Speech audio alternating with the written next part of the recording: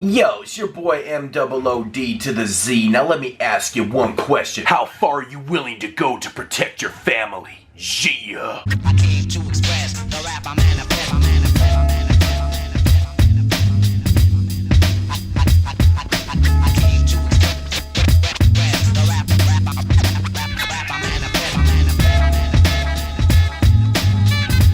Yo, what's up everybody? Welcome to episode 41 here on my random horror review series. I am your host Mood616 and thank you once again for stopping in, guys. Yeah, episode 41 is here and I've got another one here for Midnight Releasing, the second film from 2016 reviews. I believe this film originally came out or was produced in 2013 and it's just being released here on media in 2016. Actually, it's being released today. January 12th of 2016, along with Silent Retreat that I reviewed also. So yeah, Midnight Releasing with two releases right off the top of the year.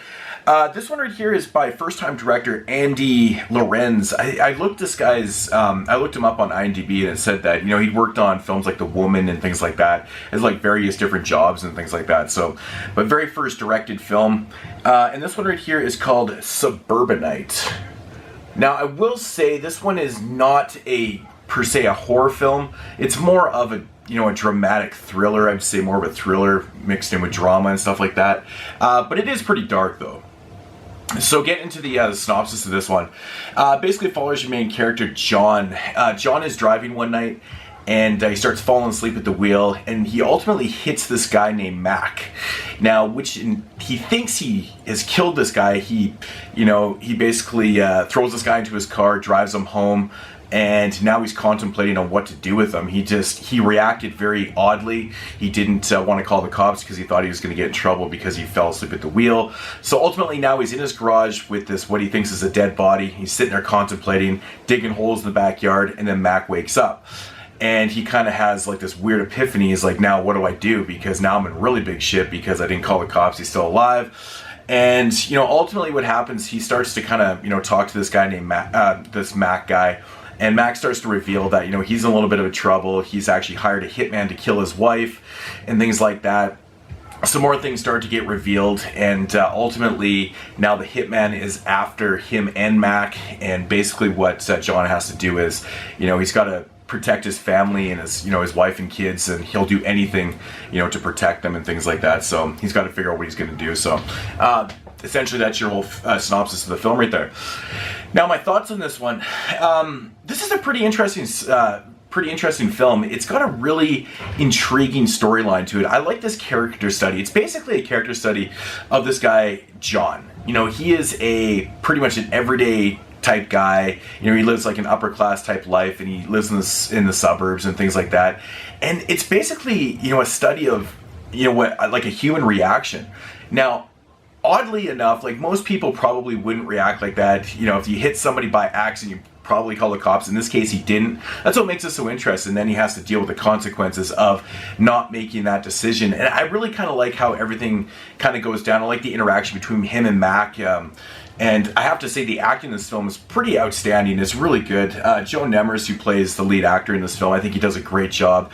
And Jody Moore, who plays the guy that gets hit, plays the character Mac. He does a really good job too. They have some really good conversations and you know back and forth in the film. It's really good. The hitman is played by Frank Mosley, who basically kind of looks like a short version of Ryan Gosling, in my opinion. I kind of looked at him and I was like, at first I actually thought it was Ryan Gosling, and I was like, no, okay, that can't be. But no, he was really good too as the hitman. Really, really good performances in this one. This movie is basically kind of like a contained film. It pretty much takes place all inside this guy's garage. A lot of, you know, just development inside the garage and what they're going to do, and, you know, back and forth and things like that. So it's a very slow tight burn, but it is very interesting. It's very somber too. There's, you know, just a very kind of like low-key type soundtrack to it, almost like an ambience, pretty much is what it is. And so it kind of gives you that idea that, like, you know, something bad is probably going to happen in this. I don't know. It's just one of those type feels, you know, it's got a really kind of nice build up to it.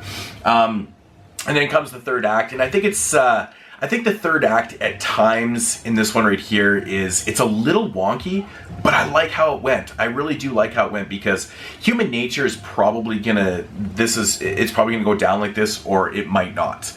You know, make your own decisions when you watch it, but I thought it was very intriguing. But I really did like the script in this film, and like I said, the acting was just outstanding in this. It really did sell the film. And it's probably the best thing about the film is how strong the acting is. And, you know, again, probably made on a very low budget. I thought it was shot pretty well. And yeah, you can't ask for more. You know, shot well, good acting, with a pretty good script at times. I think there is minor plot holes in this one also, just like the film I reviewed yesterday. Just with a couple minor things, but again, disconnect yourself, because, you know, it's just on how people really do react in reality with these type of situations. But it's a fun ride. It's a really fun ride. I really enjoyed this film. Suburbanite. I don't know what is with the quote on this. It says reminiscent of Tarantino's Reservoir Dogs. I guess because it's taking place, like, you know, all in a garage, I guess kind of like Reservoir Dogs pretty much does too. I guess that's what they're comparing it to.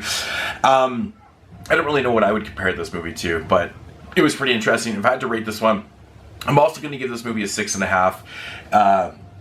I thought it was really good. I think this director has definitely a lot of potential to do, you know, even bigger things and stuff. And, you know, I like the direction of it. I really did like the direction. And you know, there's one scene in this film that just really kind of caught me off guard and how it went down. And I thought it was just fantastically executed too. It was pretty awesome. It was pretty awesome stuff. So, but Suburbanite, like I said, not necessarily a horror film, more of a dark thriller, drama type film, but pretty cool and interesting. So give it a shot if you're into those type of things. If you're not, then, you know, stay away from it. But yeah, so that is going to do it for episode 41 and Suburbanite. Definitely give it a shot for midnight release. And like I said, it drops January 12th along with Silent Retreat, which I did not say in my review from earlier. So anyways, guys, I will check you in episode 42. Peace out, homies. Very clever, darkly twisted, and totally holy man, cut. Very clever, darkly twisted, and a totally enjoyable movie. Yeah, man, that's a great quote. I couldn't have said it better myself. Cut, bitch.